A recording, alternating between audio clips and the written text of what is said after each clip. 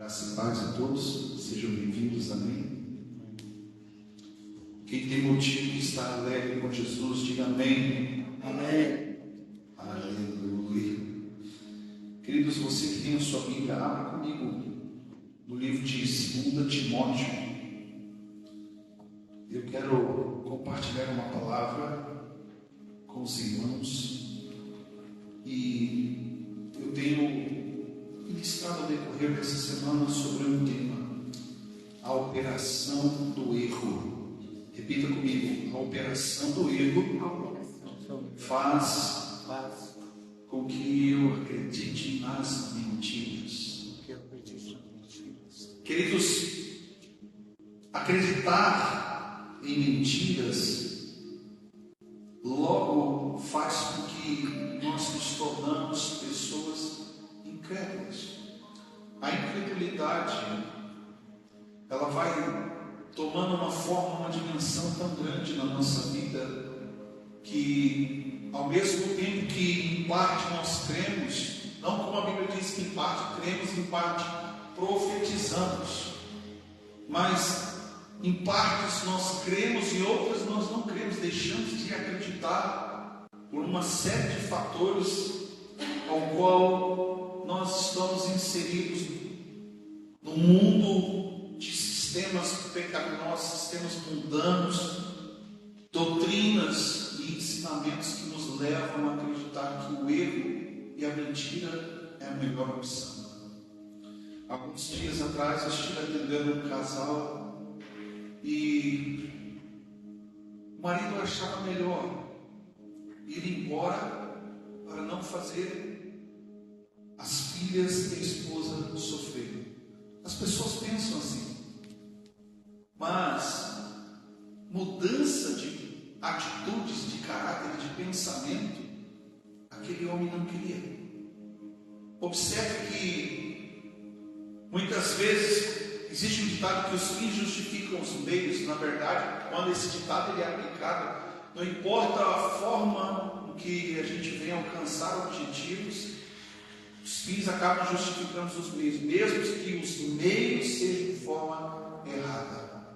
Então é possível que você seja a pessoa certa, no lugar certo, mas fazendo de forma errada, agindo, pensando de forma errada.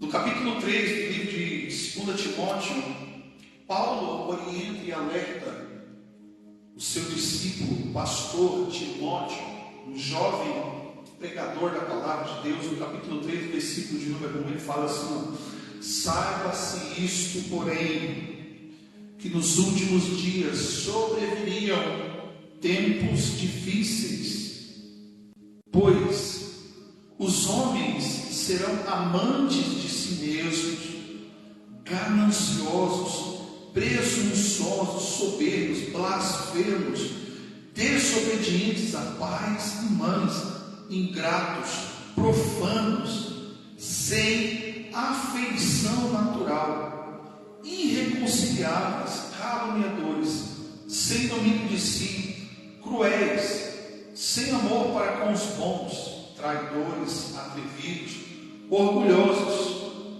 mais amigos dos prazeres do que amigo de Deus, mas tendo a aparência de piedade, mas negando-lhe o poder. Afasta-te de todos estes. Observe que Paulo está trazendo uma revelação, uma orientação e uma posição para esse pastor Timóteo, um jovem que estava conduzindo uma igreja, um povo que provavelmente estava sendo influenciado de uma forma negativa por um sistema cultural, político, religioso da época. E de fato, como a pastora Kátia aqui abriu o culto, ela perguntava que nós estamos vivendo um tempo muito difícil, né? A nossa região está passando por tempos difíceis, não só na economia, não só na questão cultura, mas talvez, se você observar como que os últimos acontecimentos na região com a segurança, né? sei quanto aqui, mas Garibaldi, Carlos Barbosa, Farroupilha, tem passado por tempo difícil. Eu olho para as pessoas, às vezes na rua, elas estão com medo. Em dia de Garibaldi, vai nos estabelecimentos, as pessoas olham para você com uma certa desconfiança, pensando ser hoje no dia. Eu vim de um lugar, da região metropolitana de Brasília, sou natural de Brasília, e lá em Brasília nós temos um hábito cultural, que se você não conhece determinada pessoa, se você não sabe quem ela é, você desconfia dela. Porque você não sabe se aquela pessoa está com uma boa intenção ou não. Há algum tempo atrás, não muito distante, talvez 15, 20 anos atrás, quando nós chegamos aqui de Brasília, por exemplo, no ano de 1995, as pessoas tinham uma certa confiança de até às vezes deixar a porta da casa aberta, a janela, o vidro de um carro aberto, deixar uma roupa no varal. E nós estamos de fato vivendo isso profeticamente, o que o próprio Jesus disse, que nos últimos dias o amor de muitos se esfriaria. Ele fala de guerra, ele fala de fome, ele fala de pestes. Lá em Mateus 23, ele dá a entender, quando ele fala sobre esse tempo, que as coisas iriam de mal a pior. Então a pergunta que nós precisamos se fazer hoje: pastor, nós precisamos ter uma expectativa de que as coisas vão melhorar? Poderia dizer que nós precisamos criar uma expectativa em Deus, que para mim, para o meu próximo, como a própria palavra de Deus diz, que se você crer no Senhor Jesus, será salvo tu e tua casa. Ou seja, há uma responsabilidade minha e sua sobre a sociedade. A igreja que o Senhor Jesus começou ali em Atos, ela tem uma responsabilidade social, cultural e espiritual. Há um tempo atrás eu tenho liberado uma palavra sobre guerra, batalhas por territórios espirituais, tanto no ser humano como na sociedade. E quando a gente, por exemplo, quando nós vamos trabalhando em implantação de igreja, Deus vai nos orientando e nos mostrando a forma como que trabalhar, como que agir, aonde orar, onde que você vai vencer os demônios, os principados que atuam naquela cidade ou naquela região. E esse é o trabalho da igreja, de interceder e orar pela sua cidade. Sabe, Deus tem levantado pessoas que sem títulos, sem cargos, para orar pela igreja, pela sociedade, por pessoas que não conhecem.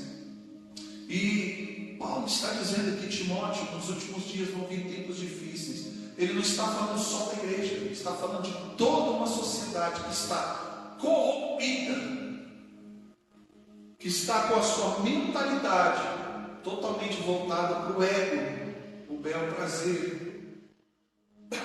Algum tempo atrás alguém disse que você pode ser o que você quiser ser.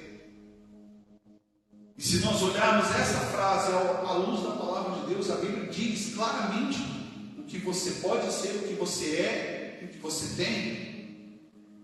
E o problema é que esta palavra, esta frase, quando ela foi dita num cenário de corrupção, as pessoas hoje, elas estão agindo de uma forma sem caráter, vamos colocar assim, uma forma maldosa, ou em outras palavras, de má fé. Há um tempo atrás eu assisti um vídeo de uma pessoa fazendo um teste social. Alguém entra com uma câmera de um celular numa lanchonete, uma pessoa vai à frente e lá naquela lanchonete tinha uma placa na porta que era proibido filmar lá dentro. Eu não sei porque isso não foi no Brasil. E quando aquela pessoa entra filmando dentro daquele estabelecimento, sai um funcionário e diz que ali não podia fazer filmagens. E ela fazia assim para não ser filmada. As pessoas têm o direito de não querer expor a sua imagem. Mas a pessoa que estava filmando e a outra que estava ali junto disseram assim: agora você é câmera numerofóbico, e aquela pessoa que foi repreender dizendo que não podia, por causa das leis, provavelmente naquele estado, ela simplesmente parou, recuou, ficou quieta, não respondeu mais nada, virou as costas, e assim se seguiu. As pessoas estão fazendo o que querem. Olhe para o seu irmão e pergunte para ele se você está fazendo o que você quer.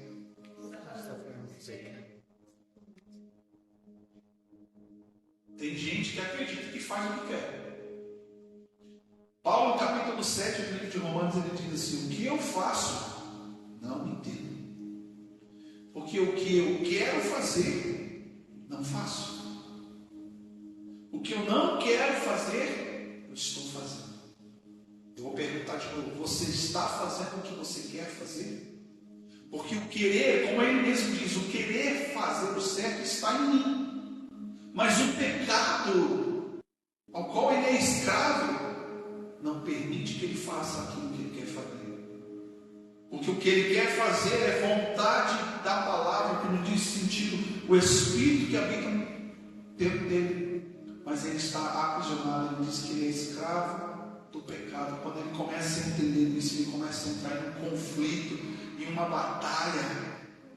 E é um momento muito difícil, sim. Primeiro interno, porque nós precisamos tomar uma decisão, uma atitude de querer mudar, primeiro aqui dentro e depois fora. Eu nunca me esqueço do dia que eu estava lá em Farroupilha num culto, e uma irmã, ao término do culto, foi contar um testemunho. Eu sentado, dedilhando meu violão, fazendo um fundo musical, e ouvindo aquela irmã, e ela disse assim: olha, o contexto ao qual ela estava vivendo, ela estava sobre ameaça de bandidos, querendo extorquir, ameaçando sequestro. E ela disse assim: sabe o que eu fiz? Eu simplesmente coloquei meu coração confiado no Senhor. Eu comecei a cuidar de mim aqui dentro, ela disse. E quando ela falou isso, o Espírito Santo falou: presta atenção, eu não posso fazer nada fora sem antes estabelecer aqui dentro. Aquilo foi um ensinamento muito grande para mim, do Espírito que está falando comigo. Por quê? Porque muitas vezes nós queremos mudar fora, mas não muda aqui dentro. Você quer ver um exemplo? Vamos falar um pouco de pessoas que têm a intenção de entrar na política.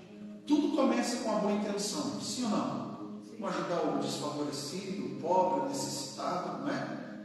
Mas aqui dentro o caráter de Cristo não está resolvido, não está trabalhado, não está ajustado e alinhado com o parâmetro da palavra de Deus.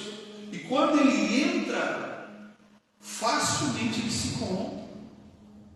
Eu me lembro lá em Caso Barbosa, há muitos anos atrás, lá nos anos 90, final dos anos 90, tinha um irmão na nossa igreja que foi convidado porque o prefeito, na época, o vereador aqui do partido lá, tinha se tornado inelegível, não tinha outra pessoa, e colocaram ele, para no final das contas, indicaram ele para ser o candidato a prefeito.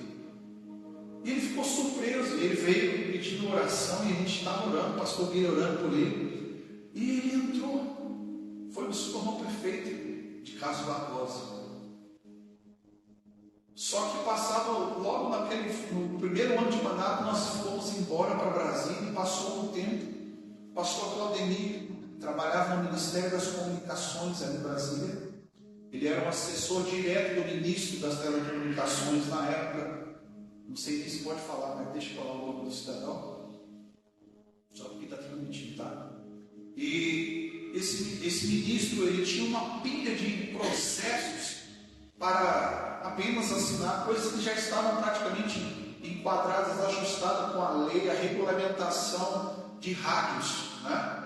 E o prefeito tinha uma rádio, tem até hoje, que é a rádio de Caso Barbosa, né? Que é entre ele, os irmãos dele. E a rádio já estava há 15 anos, aquela pasta apenas para ser assinada, já tinha sido aprovada, mas para que eles pudessem ter um alvará de funcionamento, uma rádio legalizada, precisava daquela assinatura. E ele veio pessoalmente, agora como prefeito, pedir que o ministro assinasse.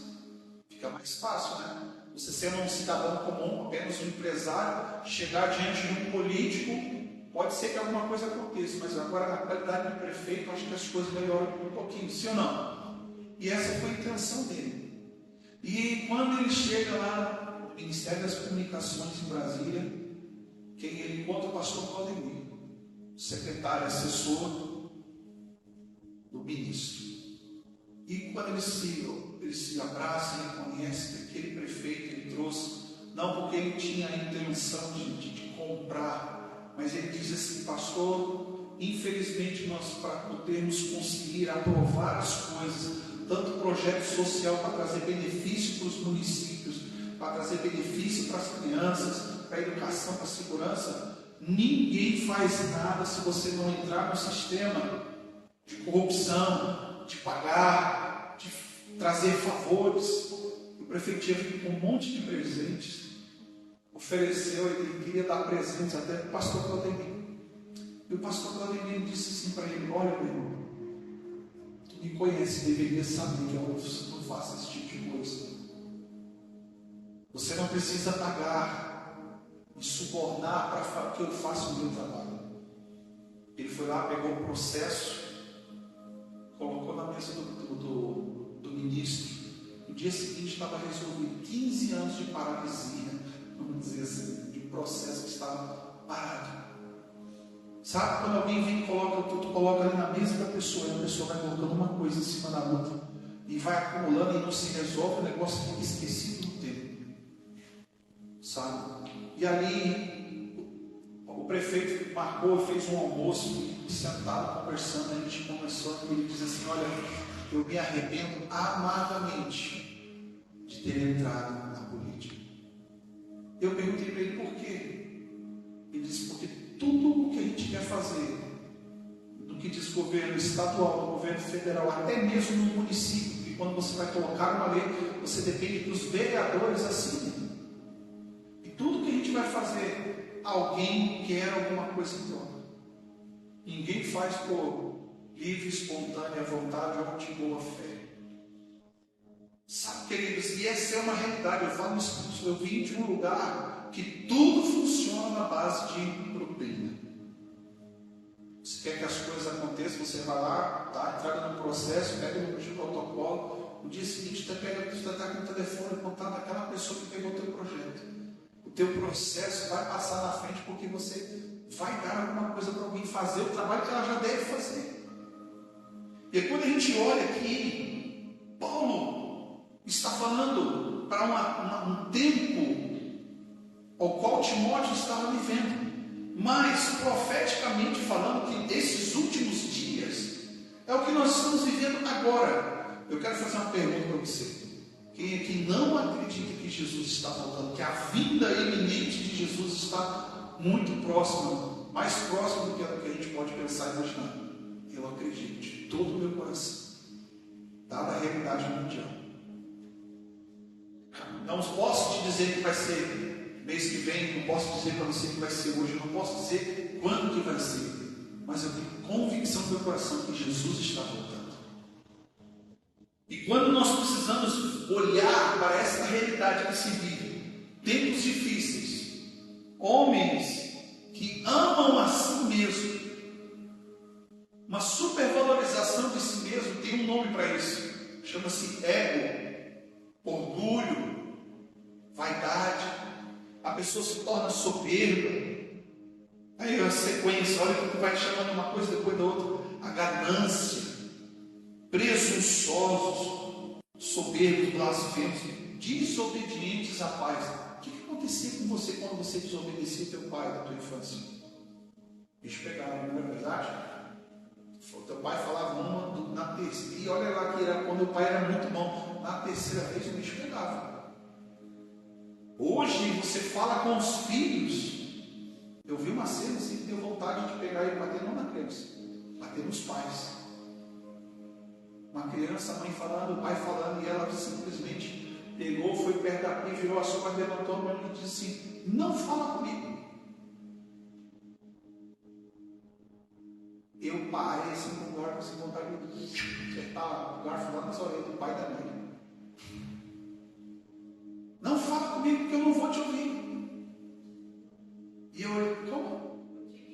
Ela disse, vou te ignorar. Sabe, naquela hora assim, ó. O que é que ensina uma criança a ser assim? Em primeiro lugar, não é são os pais. Exatamente. São os pais. Os filhos hoje fazem o que querem. Esta geração está fazendo o que quer.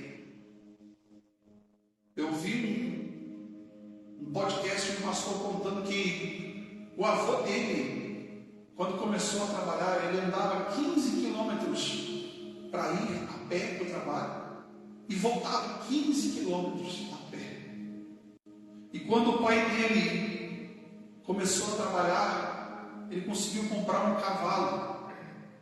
Então ele cavalgava 15 quilômetros para ir e cavalgava 15 quilômetros para voltar. As coisas foram ficando mais fáceis. Mesmo assim, não é tão confortável quanto ele, que quando cresceu e começou a trabalhar, comprou o seu carro. Então ele dirigia 15 quilômetros para ir trabalhar, 15 quilômetros para voltar. É bom andar de carro, não é verdade? É bom. Outro dia a Cátia contando aí que o Rafa fazia 8 quilômetros, eu acho que dá mais. Passei lá do bairro, atravessar a cidade toda para ir para o outro lado, lá para ir para o trabalho. 9 quilômetros. Misericórdia. Eu sei que na época que eu era guri, eu também fazia umas loucuras assim de trabalhar longe, mas quando a gente tinha a oportunidade de pegar uma carona, eu arrumei uma motinha uma vez, eu e minha irmã, a gente ia trabalhar, aí não tinha mais distância. Aí ele diz assim, hoje meu filho tem uma Ferrari, o trabalho dele fica a 5 minutos de casa. Ele sai, em 5 minutos ele está no trabalho. 5 minutos quando ele sai do trabalho, ele já está em casa. Aí a pergunta que ele foi fazer, como que vai ser a vida do meu neto? Porque na época do meu avô, as coisas, o tempo era difícil. Não se tinha acesso, não se tinha dinheiro, não tinha oportunidades. E as coisas de repente começam a ficar fáceis, de geração em geração. O que vai ser daquela geração dos netos, ele estava falando? Eu me pergunto, talvez Jesus volte antes do que eu vejo os meus netos. Mas o que vai ser da próxima geração? Ou o que já está sendo a nossa geração? Os filhos desta geração. Falei aqui na quinta-feira que Jesus, lá no capítulo 12 ou 13, não me engano agora, no livro de Mateus, Jesus, quando ele fala de João Batista, capítulo 11, ele fala assim, versículo 16: aqui compararei esta geração incrédula. Aqui vamos comparar pessoas que optam e escolhem a mentira ao invés da verdade, a corrupção ao invés do bom senso, a hipocrisia ao invés da integridade. E quando a gente encontra uma pessoa que se porta assim, hoje ela é taxada como careta, é taxada como alguma coisa fóbica. Essa parte lá eles vão cortar, você pode ter certeza. Hoje as pessoas são assim, qualquer coisa que você se posicionar contra, você se torna alguma coisa fóbica.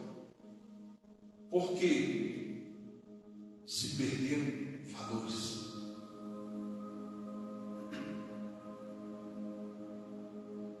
Pessoas obedientes a pais e mães ingratos. Gente, eu nunca vi. Em todos os 20 anos que eu sou pastor, que eu estou pastor, nunca vi tanta ingratidão como o povo de Deus. Agora vou falar para a igreja.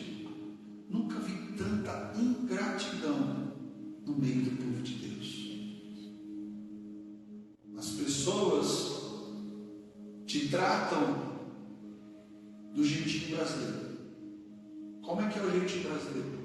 Lá no início da fundação do nosso país, alguém veio e usurpou o direito de quem já estava, trocando porcarias, vamos colocar assim, por ouro, por trabalho. Se trocava, se usurpou consumiram a riqueza do nosso país, trataram as pessoas que já estavam aqui como pessoas ignorantes, e de fato, isso era um fato. E aí surgiu o jeitinho brasileiro. Fala para o seu irmão, jeitinho brasileiro. Como é que é o jeitinho brasileiro? Eu ouvi um pastor um dia ministrando uma palavra falando assim sobre o jeitinho brasileiro. Sabe como é que é o jeitinho brasileiro? Corrupção. Todo mundo tem um preço. Todo mundo tem uma coisa que quer, que sonha, que almeja. Todo mundo tem alguma coisa que deseja. E a pessoa se torna profano, sem afeição natural. Você sabe o que é isso? Já parou para entender, pensar o que significa sem afeição natural? Esse texto aqui ele está provavelmente a nova lei que surgiu aí no nosso país, uma PL. Esse texto aqui é bem provável que ele seja cortado nas próximas edições da Bíblia, no caso de uma lei. Porque sem afeição natural significa a deturpação da forma ao qual Deus nos criou. Como está escrito em Gênesis, Ele fez homem, macho, mulher, fêmea. Desafeiçoado naturalmente. A pessoa olha para si, eu não quero ser o que eu nasci, eu quero ser outra coisa. Eu quero ser, como alguém disse um dia, você pode ser o que você quiser ser. Está falando de pessoas irreconciliáveis. E sabe, queridos, antes, há uns tempos atrás, nós olhávamos para esse texto e a gente via isso fora da igreja. E hoje é tão natural e normal no meio cristão. Eu costumo dizer que quem é cristão de fato não vive esse tipo de coisa. Eu posso então afirmar que no meio evangélico, no meio crente, no meio dos crentes, isso acontece. Porque cristão de fato verdadeiro, ele não se corrompe, não se mistura com essas coisas, porque ele transcende a fé, transcende o entendimento, ele transcende a maneira de viver, de agir, de falar. As pessoas vão olhar para ele e vão dizer assim: não, esse não é fulano de tal, esse não é mais a Cátia, esse aí é um Cristo, é um pequeno Cristo na terra. Então, quando alguém te chamar de crente, a Bíblia diz que até o diabo é crente, ele crê, ele acredita. Alguém te chamar de evangélico, o evangélico são todos aqueles que usam a Bíblia para respaldar a sua fé. Mas existem várias seitas pseudo-cristãs, outras religiões que usam a Bíblia para respaldar. Então eu não posso dizer que eu sou um crente ou que eu sou um evangélico. Sim, de fato eu acredito na palavra de Deus, mas eu busco viver como Cristo nos ensina e nos orienta. Sede santo, pois eu sou santo. Paulo diz: sede imitadores de Cristo, a ponto das pessoas olharem para você, olharem para mim e se confundirem. Não é o Guilherme, é Jesus. Como Paulo, quando Paulo prega aí no versículo de número 6 do capítulo 4, que ele fala sobre a sua morte, ele diz assim: o meu tempo está chegando. Versículo 7 ele fala assim, no capítulo 4: porque eu combati um bom combate, guardei a carreira, acabei minha carreira, guardei a fé. Ele está dizendo que não foi fácil, ele passou por momentos muito difíceis, mas ele guardou aquilo que era mais precioso na vida dele, que é o que condiciona as pessoas por meio da fé serem salvos através da graça. Ele talvez não tenha sido o melhor, porque o melhor homem que pisou nessa terra foi Jesus. Mas no dia que ele conheceu esse Jesus de Nazaré, o qual ele perseguia, nunca mais Paulo foi o mesmo.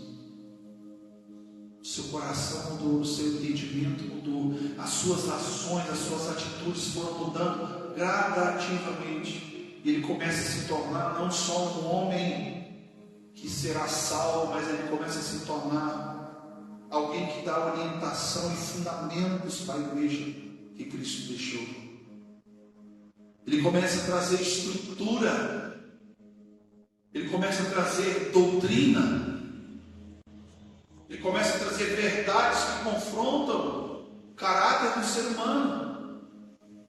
E ele mesmo se expõe em uso de mau exemplo para dizer o que ele era no passado. Como ele fala lá em Filipenses, ele diz: olha, eu abro mão de todas as coisas, pela excelência das revelações, as experiências que eu tenho com Deus, as visões, as palavras que ele escreve, a sabedoria que ele tem, os títulos que ele tinha antes de conhecer Jesus, até ele ser perseguidor da igreja, para o único motivo: ser achado em Cristo.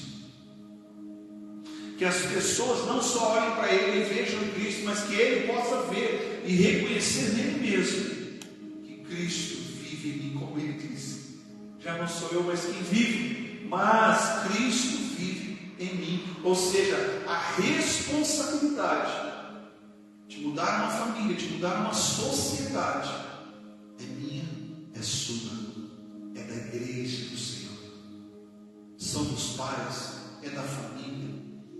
E tudo o que está sendo atacado nos nossos dias, de fato, é a família. Porque a família, ela traz uma mentalidade de boa fé, de boa índole, de verdades. Por mais que muitas famílias não consigam viver a verdade, mas eles estão em busca de querer ser pessoas melhores e de construir algo melhor para os seus filhos e deixarem uma marca, não só uma herança, mas deixar um legado para a próxima geração. Então, qual é o legado que a nossa geração está deixando para a próxima? De pessoas fracas, de mente fracas. Eu vi ontem um comediante dizendo assim: por que ninguém ataca o Brasil? Por que ninguém entrou até hoje em guerra, em luta com o Brasil? Até porque, se formos olhar para a Amazônia, politicamente falando, a Amazônia é a maior concentração de água do mundo. É onde que tem ali a biodiversidade para as grandes indústrias farmacêuticas do mundo. E por que eles não entram em guerra para tomar? Sim, existem leis internacionais, mas por que eles não entram em guerra? Porque por baixo dos panos alguém está pagando, alguém está comprando. Queridos, eu já fui na Amazônia algumas vezes e você vê assim, 80% das pessoas que descem no aeroporto em Manaus não são brasileiros. São americanos, chineses, são franceses, alemães. São pessoas que estão lá por algum interesse, que no final da linha, no final da história, vai trazer algum retorno. A mesma história desde a fundação do nosso país, ela continua até hoje. Sempre vem alguém de fora, corrompe e leva os despojos da nossa nação. Porque será que nós estamos sendo pessoas fortes? Aí a gente fala, como a pastora falou aqui, nós estamos passando tempos difíceis conosco, com a gente mesmo. É muito difícil lidar com a gente, com os nossos problemas. Então quem dirá que eu vou lidar com os problemas dos outros? E eu comecei a escrever.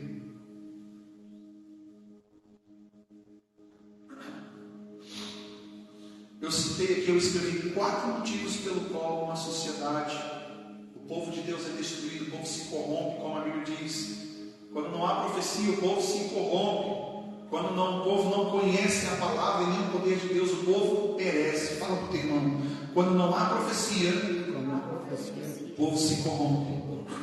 Profecia não é alguém que está profetizando. Não é alguém que tem dom de profecia. É o espírito da profecia que pode encontrar alguém ao qual a palavra de Deus é liberada. Então os profetas da nossa nação, eles estão ou escondidos por Deus, alguns se esconderam por conta própria, ou outros estão nesse mesmo exato momento na internet por aí, tirando dinheiro de pessoas com falsas doutrinas, falsas mensagens, dizendo assim diz o Senhor. São poucas as pessoas que têm um compromisso com a verdade. Em primeiro lugar, desconhecimento. Sabe, queridos, tudo que a palavra de Deus leva a mim e a você, no final da história, por ler, é conhecê-lo. A Bíblia, quando você lê, ela te leva a conhecer Deus. Então tem pessoas que têm a Bíblia e lêem. E a pergunta que eu te faço: você conhece muito Deus ou você conhece pouco? Quanto que você lê é o que vai determinar o quanto que você conhece de Deus. Embora, por mais que você leia tudo, sabemos que a gente não vai conhecer Deus na sua totalidade. Você entende? Mas a forma com que você vai conhecer a palavra de Deus vai te condicionar a ter uma postura, uma posição diante do mundo espiritual, diante da sua família, diante da sociedade, diante da igreja. No desconhecimento, algumas pessoas podem não ter um conhecimento profundo da Bíblia, portanto podem cair em informações errôneas e imprecisas. Ou seja, quando a pessoa não conhece a palavra de Deus, justifica o texto que diz: o meu povo perece por não conhecer a palavra e nem o poder. Se tu não conhece a palavra de Deus, tu não conhece o poder que Ele tem. São pessoas que são indagadas, como a gente leu em 2 Tessalonicenses capítulo 2, versículo 10 e 11, diz assim: a operação do erro faz com que as pessoas acreditem, deem crédito à mentira. Porque você pega o contexto, as pessoas não creem no Filho de Deus.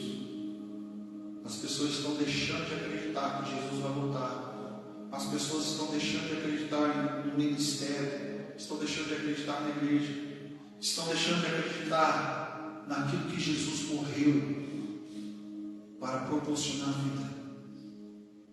É mais fácil acreditar num sistema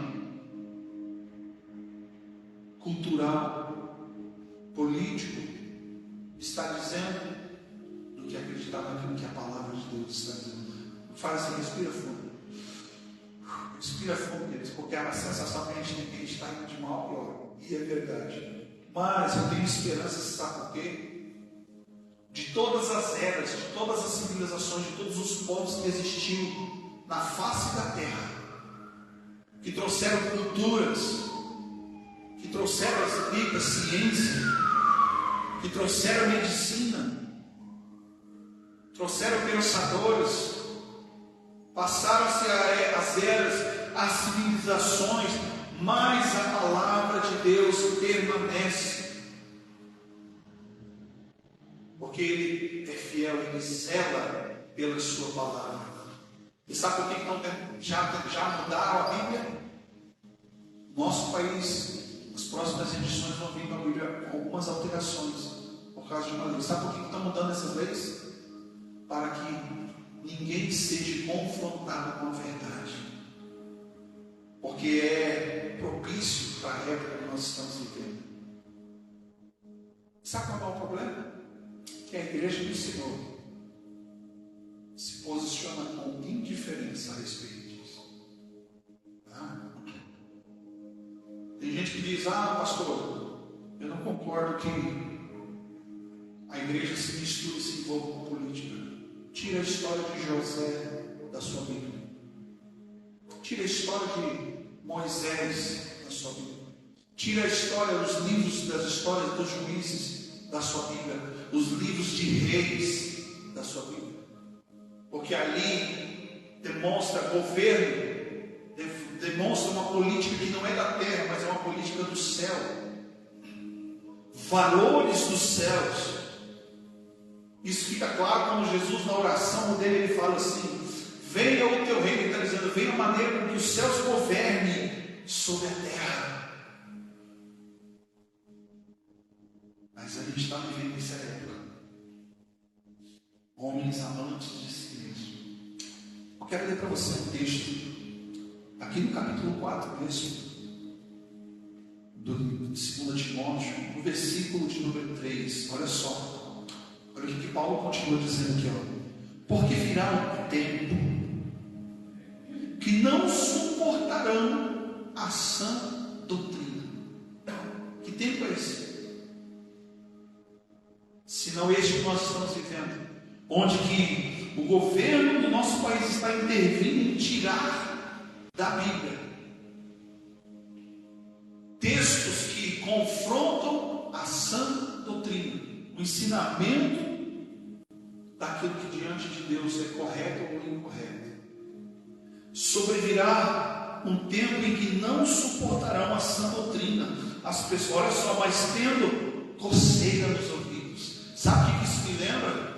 Lá no livro de Atos, conta a história de um jovem, um rapaz cheio do Espírito Santo, chamado Estevão. Ele pegava com poder, com autoridade, cheio do Espírito Santo, e as pessoas, no meio da sua mensagem, elas se levantavam e gritavam: para de pregar, para de falar, eu não aguento começar mais rebelde ainda, porque eu não queria fazer o que era correto, porque eu achava que tinha que ser do meu jeito.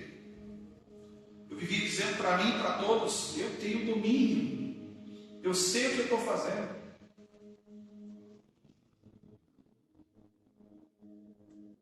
Porque virá um tempo em que não suportarão a sã doutrina, mas tendo coceiras, algumas versões dizem assim, comichão nos ouvidos, cercar-se-ão de mestres, segundo as suas próprias cobiças. A forma mais clara são os falsos profetas que tem nas igrejas.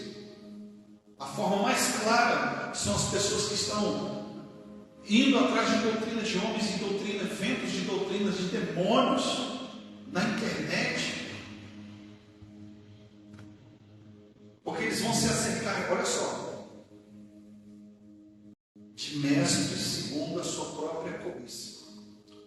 Sabe aquela sigla do movimento que tem no Brasil, né? Bem enorme lá, no final lá quem era mais, sabe o que significa aquele quê? Que é queer. É uma teologia queer. Alguém já ouviu falar disso? Esse movimento queer são pessoas que pegam a Bíblia e buscam distorcê-la para aprovarem a sua má conduta. Lembra quando Satanás, usando a palavra de Deus, quis distorcer para induzir Jesus ao engano? Também está escrito que darás ordem aos teus anjos para lhe guardar, para que não tropece os teus pés. Satanás estava dizendo para eles: lança-te daqui, porque está escrito. Sabe que tem gente que está pegando a palavra de Deus, e olha só, não é mais somente a igreja, o governo está fazendo isso. Há um movimento contra a palavra de Deus, contra essa doutrina no nosso país, chamado teologia queer, que está distorcendo para justificar a sua má conduta. Ontem eu fui perguntado por alguns homens, estava sentado depois, no momento de recreação, de futebol com os amigos, sentei e comecei ali a conversar, e de repente alguém me perguntou, todos eles sabem que eu sou pastor, e eles queriam zoar com o rapaz, dizendo assim: ah, pastor, ele falou assim, o que a Bíblia diz? Eles apontaram para o rapaz lá, né? Que se o fulano se separar da sua esposa para se juntar com um homem, o que a Bíblia diz? Eu olhei para ele, eu já sabia a malignidade, a intenção errada que aquele homem tinha para fazer aquela pergunta, porque ele não estava só zoando com aquele rapaz, mas o cara que fez a pergunta tem má fé no seu coração. Eu olhei para ele e falei assim: olha, a escolha dele diante de Deus, Deus vai continuar amando ele até o último momento da vida dele. A oportunidade Deus vai dar sempre para que ele abandone as práticas que são abomináveis. Eu falei para ele assim, né? Porque a Bíblia diz que a abominação é. Aí ele perguntou a pergunta final: mas ele vai para o céu ou não? Olha, Deus ama todos, agora se vai para o céu ou não, eu não vou dizer quem que vai para o céu ou não. São as escolhas que as pessoas fazem que determinam a consequência que elas vão colher. Eu não estou dizendo que você vai ser salvo ou não pelos seus atos. mas eu estou dizendo que você vai ser salvo pela graça, mediante a fé. Se lá no último dia da sua vida você tiver fé, pela graça você vai ser salvo. E eu usei o exemplo daqueles 2 bandidos que estavam ao lado de Jesus durante a crucificação. E a Bíblia diz ali que um apenas creu e pediu que fosse lembrado. Ele creu que aquele homem, Jesus, era inocente, mas que ele merecia estar ali. E Jesus deu garantia para ele que ele seria salvo, porque ele creu. No último momento da vida dele, ele creu, ele teve fé. A Bíblia diz, Jesus disse que quem crer, for batizado, será salvo. Ele não teve tempo, pastor, então, de ser batizado, ele vai ser salvo? Sim, vai ser salvo. Contrapartida, um outro que estava ao lado, ele não creu, e ele escolheu não crer, porque olha só a condição que ele queria para crer. Se tu é então de fato o Filho de Deus, tira você daí e tire nós também. Salva-te a ti mesmo. Não foi assim que foi o diálogo daqueles 2 homens? Se tu és então o Filho de Deus, salva-te a ti mesmo e tira a gente daqui.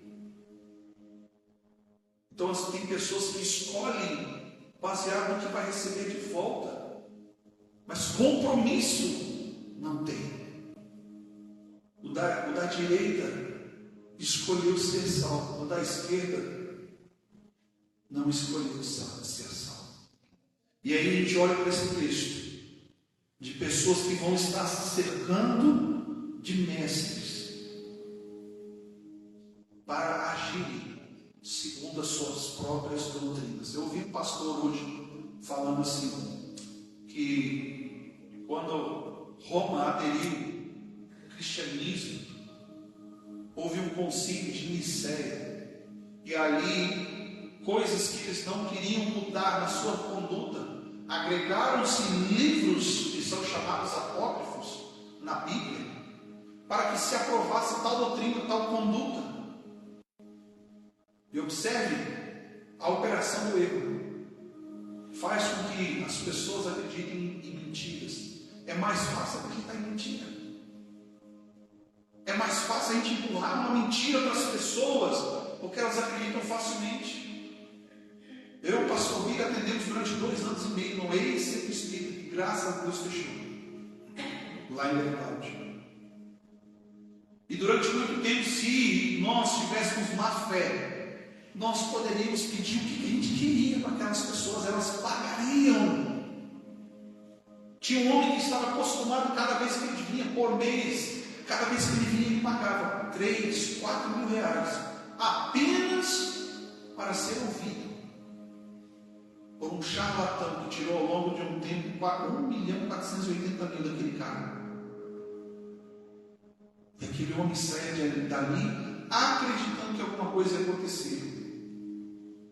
Mas quando nós chegamos com uma verdade, com a palavra de Deus, nós chegamos e fizemos uma oração, e a vida dele de fato mudou. Sabe como foi a gratidão daquele homem? Ele abriu a carteira com um pano de dinheiro assim, pegou R$2 e disse: está aqui minha oferta para Deus. Em gratidão. Se hoje alguém vier para você falar que você tem que dar tanto, talvez se você tiver, você vai pagar. Porque afinal de contas, as pessoas têm a facilidade de acreditar numa mentira. A Bíblia diz, queridos, que de graça nós recebemos, e de graça nós damos.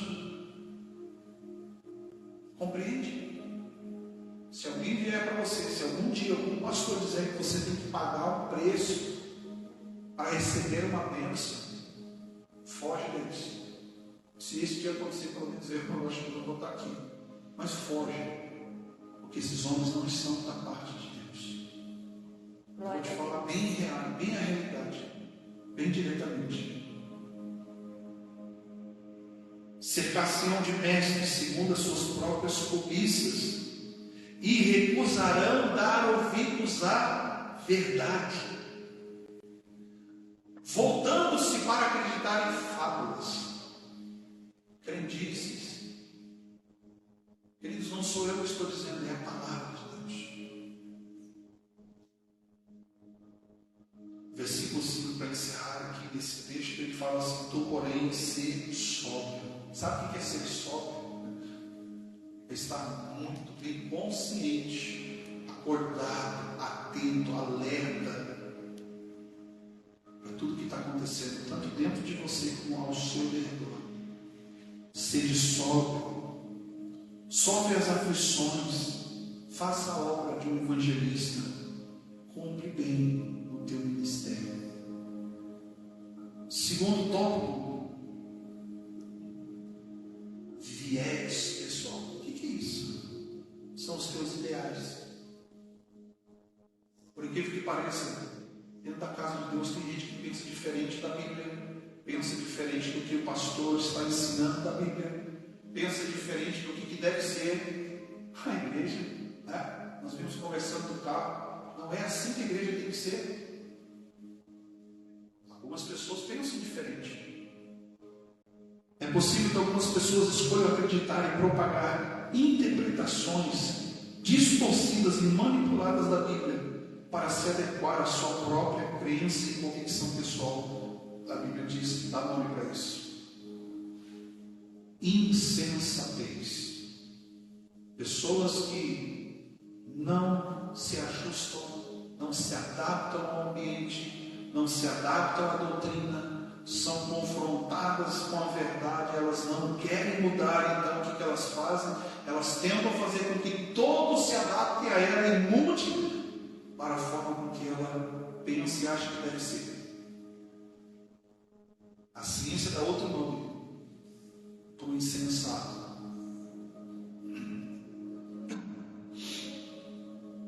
A ciência chama o insensato. Ô Jesus, essa palavra é tão difícil para me gravar. A pessoa, quando ela não se arrepende, como que é o nome dele? Não é narcisista. O insensato na Bíblia é chamado assim. Nos nossos dias é chamado de narcisismo. A pessoa que não se arrepende, não muda suas atitudes, não muda seus pensamentos. Não, para ele nunca está errado. Certo? E ainda quando alguém vem e prova que ela está errada, ele vai ainda justificar-se para tudo, dizendo: eu errei porque alguém ou você me fez errado. Narcisista. Os viés pessoais estão totalmente distorcidos. Terceiro, influências externas. Quando eu estive desviado, porque eu sofri muita influência externa, eu me tornei uma pessoa influenciável. Todo mundo chegava e falava para mim o que eu devia fazer, eu ia lá e fazia porque eu queria e acreditava que ia ser aceito, sabe? Eu queria fazer parte da galerinha da escola, então as pessoas me desafiavam, eu ia lá e fazia. Eu não queria fazer, mas eu ia lá e fazia apenas para agradar os outros. Influências externas, ou seja, o ambiente social de uma pessoa, incluindo amigos, família e a comunidade cristã ou religiosa em que estão inseridos, pode ter um impacto significativo nas crenças e nas escolhas. Eu quero falar uma palavra mais prática para você entender. Quem é que fala mais alto dentro de você? Deus? O diabo? As pessoas que estão falando de fora por cultura, por política, ou o seu próprio eu? Quem está falando mais alto dentro de você? Qual é a voz que fala mais alto e você apenas executa e obedece? Aqui você vai entender as influências externas. São de acordo com o significado daquilo que você está aprendendo e seguindo a palavra de Deus, aquilo que Deus está falando e movendo através do Espírito Santo, ou é através daquilo que a sociedade está dizendo, as leis. Olha para aqui que a Bíblia diz: vai chegar um tempo, queridos, que de fato que não seja na nossa geração, mas eu acredito que vai ser. Que tem um texto na Bíblia que diz assim: o que importa é obedecer a Deus e a homens. Que isso vai se tornar um dia motivo para prisão, motivo para pessoas perderem suas vidas ou entregarem suas vidas. que importa é obedecer a Deus do que a homens. Quem você vai obedecer? Diga alguém botar uma arma na sua cara, na sua família, e vai falar para você assim: nega o teu Deus. Aí você vai seguir quem? Eu sei que é muito difícil. Você não tem que ter uma resposta pronta para nada. Você apenas precisa refletir. Vai chegar um dia. Vai chegar um momento. E último, a falta de reflexão crítica. Eu estava meditando sobre isso. Conversando com o meu primo, que é pastor lá em Brasília. Vai estar conosco no próximo final de semana, ali em Carlos Barbosa. Conversando com ele, ele falou para mim assim: cara, eu comecei a aprender muito quando eu comecei a fazer uma autocrítica daquilo que eu achava que estava fazendo certo, daquilo que eu sabia que eu não estava fazendo certo. Isso fez com que eu olhasse mais para dentro e trabalhasse em mim mesmo, mudasse algumas atitudes, algumas maneiras de pensar e de agir, que eu comecei a me tornar uma pessoa melhor, uma pessoa mais agradável. Eu falei: ah, que legal, cara, me explica aí. Ele começou a falar um monte de coisa, eu quase não entendi nada do que ele falou. Porque ele começou a falar de filosofia. Eu falei: cara, esse papo a gente vai continuar falando outro dia, não precisava sair. Mas olha o que eu escrevi, uma frase que ele me falou: que algumas pessoas podem não ser críticas o suficiente em sua análise da informação e acabam aceitando a mentira como uma verdade sem questionar. Você quer ver uma coisa? Você vai no médico, você pega uma receita, você conta o que você tem, ele faz um diagnóstico, né? Você pega aquela receita, vai para a farmácia, lá toma os remédios, porque você acredita que aquele cara estudou para fazer o que ele está fazendo. Sim ou não? Você vai no dentista, é a mesma coisa, você vai para o advogado, é a mesma coisa. Mas, no que diz respeito às igrejas, quem faz isso? Eu sou de uma época que tinha pessoas que levantavam no meio do culto, cara, e apontavam o dedo e falavam: isso é mentira, pastor. Não vem com história, não vem com balela. Eu já vivi um tempo, faz tempo isso, mas eu vi tempo onde as pessoas levantavam no meio do culto e diziam: pastor, tu está falando uma heresia.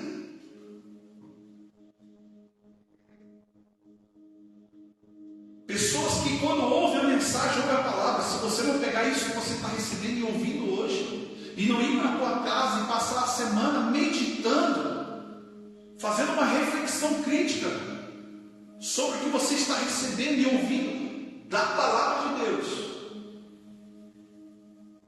vai fazer com que você viva aquilo que a gente falou em 2 Tessalonicenses capítulo 2, 10 e 11.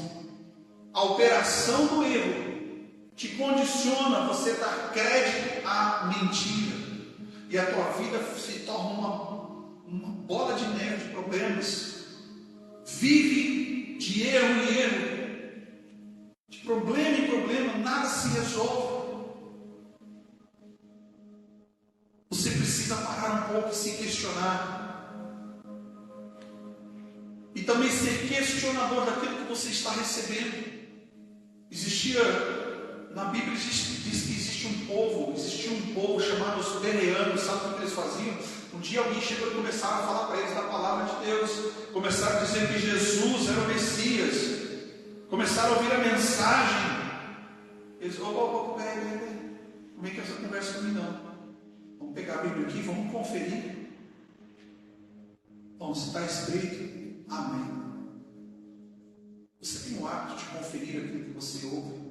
Recebe, sabe? Está vindo uma lei aí agora no nosso país chamada a lei das fake news. Isso tinha que ter internalizado dentro de você.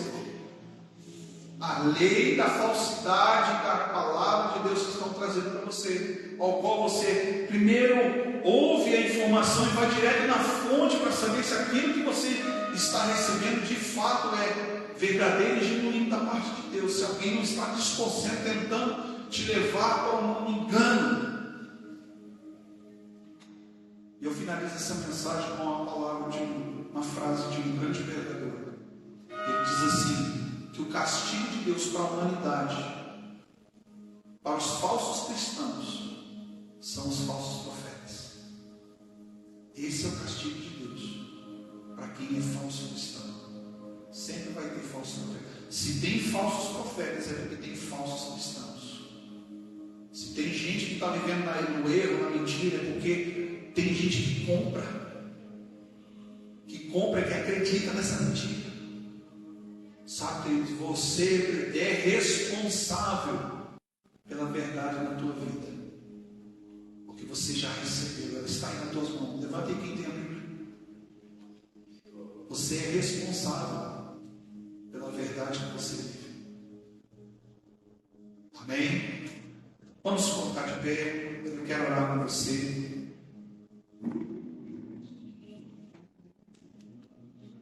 Meu conselho para os irmãos nessa noite é que na sua reflexão você comece a analisar, fazer uma autocrítica, assim, fazer uma análise profunda de como que você tem se conduzido, se portado diante de Deus, diante da sociedade, diante da casa de Deus, no ministério, diante da tua família, como homem e mulher de Deus. Se você está sendo relevante no lugar onde que Deus te colocou, se você está multiplicando o que Deus colocou nas suas mãos, colocou na sua vida, se você está transformando o ambiente onde que você chega, porque você é transformado, amém? Se o Espírito Santo, onde você entra no ambiente de trevas, você leva luz. Se o ambiente onde você entra e acessa é de problema, é de cativeiro, o Espírito Santo que habita dentro de você faz com que tudo ao seu redor se mude e se transforme. Jesus disse que se os seus olhos forem bons, os olhos, ele está falando da fé, se você olhar com fé, tudo ao seu redor será transformado, tudo será bom. Nós precisamos crer, precisamos exercer fé, nós precisamos sair da zona de conforto, precisamos nos mover, sacudir a poeira, arregaçar as mangas e trazer o reino de Deus, o governo de Deus sobre a terra. Nós somos responsáveis, a Bíblia diz, por manter a chama acesa. Nós somos igreja. Eu, você, somos responsáveis por manter a chama acesa, queimando no coração das pessoas, trazendo a esperança de que sim, as coisas estão indo de mal a pior, mas para aquele que está guardado na sombra das asas do Senhor, aquele que está ali no centro da vontade de Deus, como diz Salmo 91, vai cair 1000 no seu lado, 10.000 à sua esquerda, e você não vai ser atingido, porque você tem identidade, você tem armas espirituais que vão te capacitar a vencer. Existe unção à sua disposição, unção que está sobre a tua vida para romper no mundo espiritual. Mas você não pode agir com indiferença. Fala para o Senhor com carinho, Senhor. Vamos agir sem indiferença, amando o nosso próximo, tendo comunhão, compaixão. Amém? Feche os teus olhos. Pai querido, nessa noite nós abrimos o nosso coração para Ti, Pai, e reconhecemos que precisamos de Ti. O mundo, Senhor, os seus sistemas estão indo de mal a pior. E Deus, se o Senhor tem levantado esta igreja, ou estas vidas que estão aqui, ou apenas uma pessoa, para fazer a diferença, que queime os corações, Pai, nesta noite. Mais fome, mais sede de Ti, mais fome, mais sede pela Tua palavra, de intimidade, comunhão, relacionamento com o Espírito Santo. Porque a Tua palavra diz, Pai, que o Senhor precisa de um justo na terra para poupar o povo, para agir, Pai. O Senhor precisa de alguém, Pai, que esteja disponível para ser usado. O Senhor precisa de uma boca, uma voz que vai levar a Tua voz. O Senhor precisa de um coração que vai levar o Teu coração. O Senhor precisa de mãos que vão carregar a sua arca, de ombros que vão carregar a sua arca, a sua glória, por onde quer que o Senhor quer, como o Senhor desejar. E por isso, Deus, nós nos colocamos, Pai, na condição de disponíveis. Te pedimos, Pai, para que o Senhor venha agir em nosso favor. Sim, Pai, o Senhor proporcionou tudo, nos condicionou tudo, sujeitou todas as coisas pela Tua igreja. Então, Pai, nós te pedimos, nos permita, Senhor, sermos igreja saudável. Nos permita, Senhor, ser uma igreja curada, uma igreja, Pai, perseverante. Nos permita, Pai, ser esta igreja que a Tua palavra diz que vai se levantar nos últimos dias, triunfante pelo Senhor. Uma igreja, Senhor, meu Deus, meu Pai, que não se importa, Pai amado, com as afrontas de Satanás, porque as portas do inferno não vão prevalecer contra ela. Ela crê e acredita que o Senhor é por ela. Que o noivo venha ao resgate da noiva nessa noite, em nome do Senhor Jesus.